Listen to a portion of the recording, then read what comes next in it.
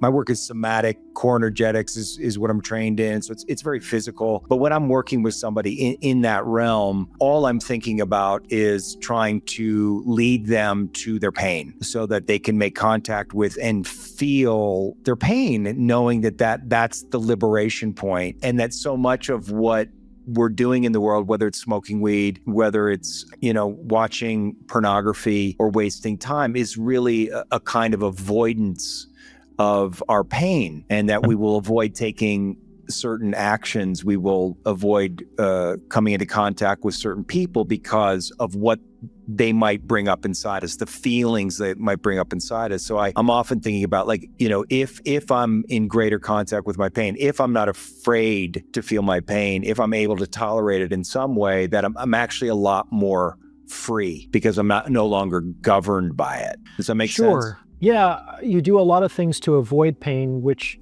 often creates more avoidable pain than just experiencing the pain itself. I described it to my therapist that I had this frozen lake of pain that was just like right in the middle of my chest. I couldn't feel it, but I knew that it was there because it was frozen. And part of that was based on just the fear that if I were to access that I would just be overwhelmed by the grief, by the sadness.